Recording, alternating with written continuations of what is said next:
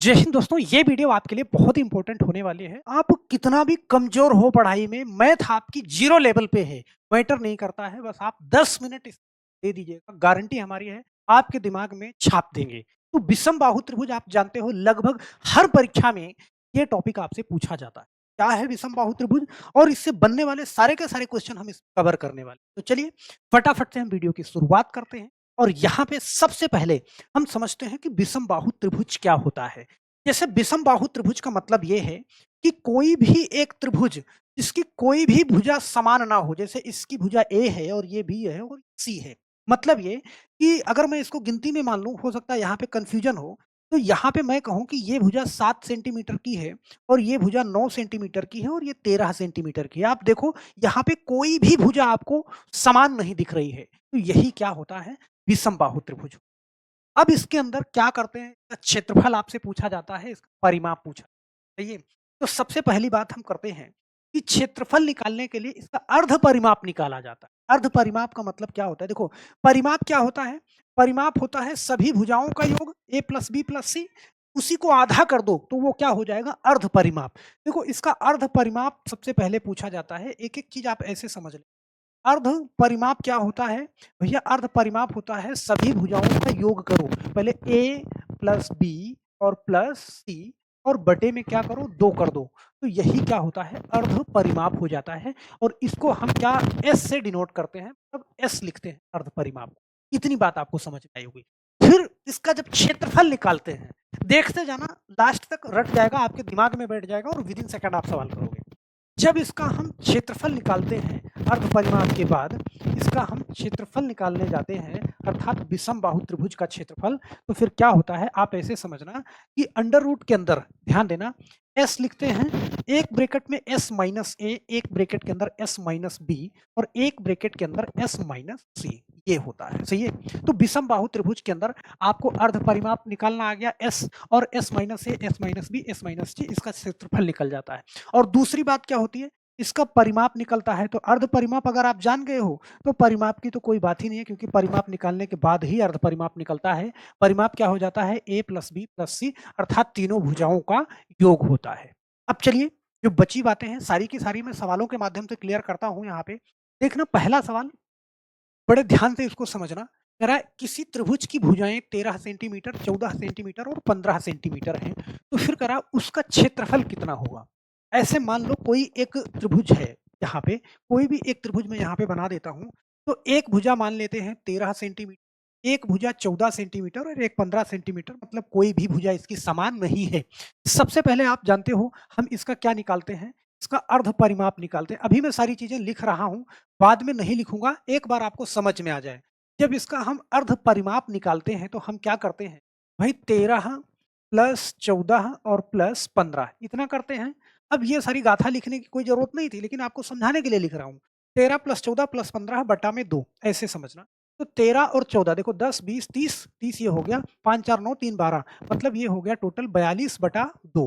तो ये इसका अर्ध परिमाप जो निकल के आया ना, वो निकल के आया कितना, 21, ऐसे समझना।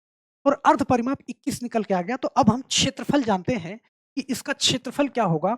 क्षेत्रफल यहाँ पे मैं एक बार लिख रहा हूं कि आपके दिमाग में फीड हो जाए, वो चीजें आपको याद हो जाएं। क्षेत्रफल होता है S S minus A, S minus S minus B और एस माइनस सी, ये होता है। तो भाई यहाँ पे आपने देखो, यहाँ पे एस क्या निकाला आपने, देखो अंडर रूट मैंने लगाया, ये एस निकाला, ये 21 क्या है आपका, यही एस है। तो देखना 21 और देखो s माइनस ए, मतलब 21 माइनस पहली भुजा हमने क्या करा, 13, फिर दूसरी भुजा 21 माइनस 14 और फिर तीसरी भुजा 21 माइनस 15, ये सही है। हमने बहुत आराम से इसको कर लिया।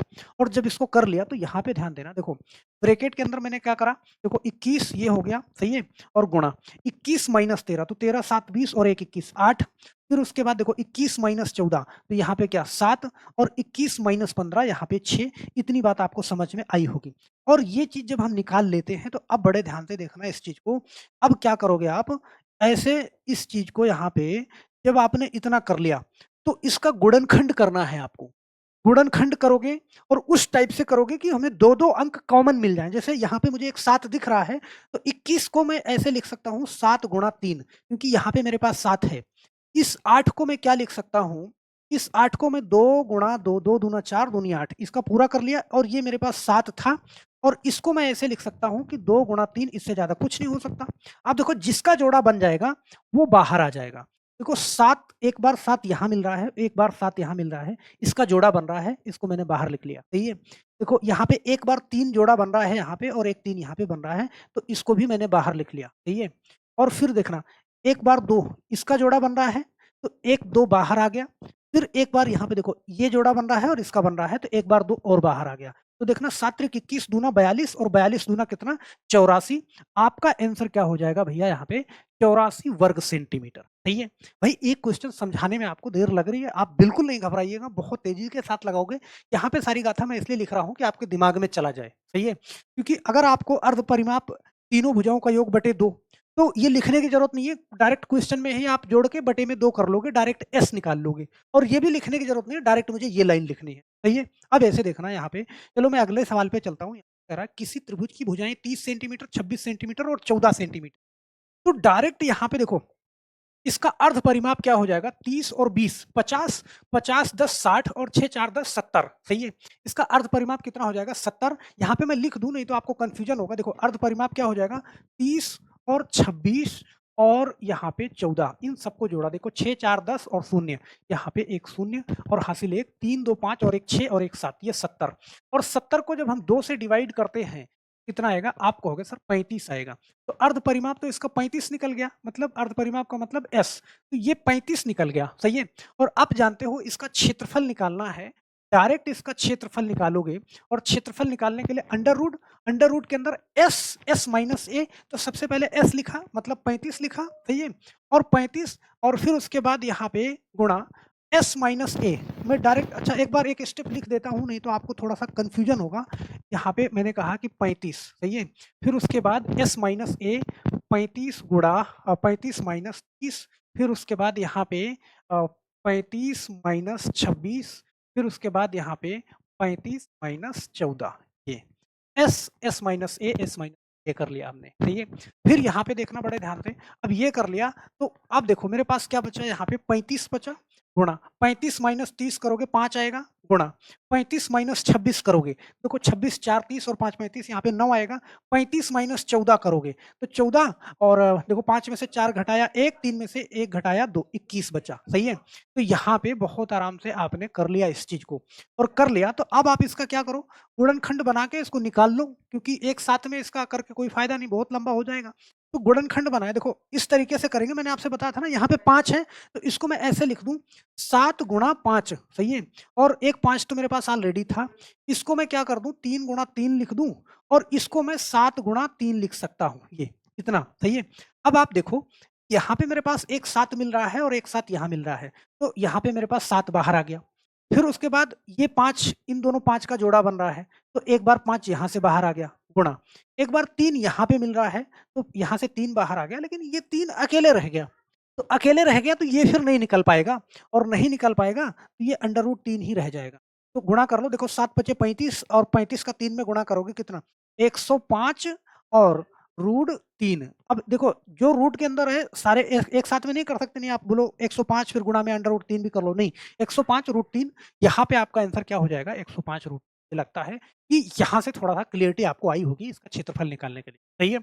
एक सवाल और ले लेते हैं कि आपके मन का थोड़ा सा और कंफ्यूजन हट जाए।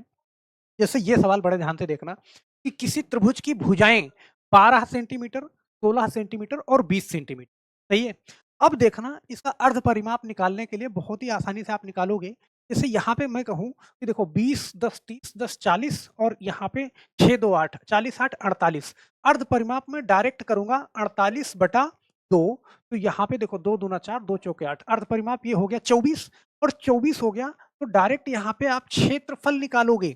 इसका क्षेत्रफल जब आप निकालोगे तो देखो अंडर रूट के अंदर क्या करते हो एस माइनस ए, तो पहले मैंने एस लिखा 24 गुणा एस माइनस ए का मतलब 24 माइनस 12 तो कितना 12, फिर एस माइनस बी 24 माइनस 16, सही है? तो 24 माइनस 16 करोगे आप तो 8 दूनी 16 8 त्रिक 24, इसका मतलब यहाँ से 8 कम हो जाएगा, कितना हो जाएगा 8 बचेगा, सही है? और फिर उसके बाद 24 माइनस 20 करोगे कितना बचेगा, कितना 4 बचेगा। बहुत आराम से आपने ऐसे कर लिया। देखो, इसका गुणनखंड कर लो। आप देखो इसको मैं 12 2 गुणे 12 लिख दूँगा, 2 गुणा 12 क्योंकि 1 12 यहाँ पे ऑलरेडी मेरे पास है, सही है? और इसको मैं लिख दूँगा 2 गुणा 4, 4 दूना 8 क्योंकि 1 4 यहाँ पे मेरे पास पहले था। बहुत आराम से देखो, यहाँ पे 12 का जोड़ा बना, मैंने 12 को बाहर निकाल लिया, सही है? देखो 1 2 यहाँ पे है और 1 2 यहाँ पे है, 2 का जोड़ा बना, 2 मैंने बाहर निकाल लिया। 4 यहाँ पे है, तो 4 यहाँ से, तो 12 दूना 24 और 24 चौका कितना? 96 वर्ग सेंटीमीटर आ जाएगा।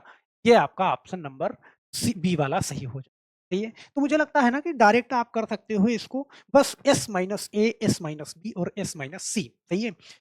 बहुत आसानी से जब आप प्रैक्टिस करोगे ना, तो ये बड़ा नहीं होगा, सही है? बहुत आराम से कर लोगे इसको। यहाँ पे अगर ये चीज़ आपको समझ में आ गई है, मुझे नहीं लगता कि अब आपको क्षेत्रफल निकालने में कोई भी दिक्कत, अमूमन यहाँ से क्षेत्रफल ही पूछा जाता है, सही है? क्योंकि तीनों भुजाओं को जोड़ करके बटे में 2 करते हो तो अर्ध परिमाप निकलता है, तो परिमाप नहीं पूछा जाता। आपसे यहाँ से विषम-बाहु त्रिभुज से क्षेत्रफल ही पूछा जाता है। तो क्षेत्रफल निकालने के लिए आप जानते हो भुजाओं का योग करो, बटे में 2 करो, तो ये क्या निकलेगा आपका अर्ध परिमाप अर्थात S, फिर अंडर रूट के अंदर S minus A, S minus करके आप उसको हल कर सकते हो। इसका जवाब आप नीचे मुझे कमेंट बॉक्स में ज़रूर दीजिएगा। यहाँ पे कह रहा है, किसी त्रिभुज की भुजाएँ 9 सेंटीमीटर, 10 सेंटीमीटर, 11 सेंटीमीटर हैं, तो उसका क्षेत्रफल क्या होगा? हम आशा करते हैं सही जवाब आपसे बहुत ज़्यादा मशक्कत नहीं करना पड़ेगा। बहुत प्यार से इसका सही जवाब निकाल के नीचे मुझे कमेंट बॉक्स में ज़रूर करेंगे, क्योंकि अगली वीडियो में आपका कमेंट आपके सामने होगा। बस मेरे दोस्त, आज के लिए सिर्फ़ इतना ही। फिर मिलते हैं नेक्स्ट वीडियो में, तब तक के लिए आप सभी लोगों का बहुत-बहुत धन्यवाद। जय हिंद।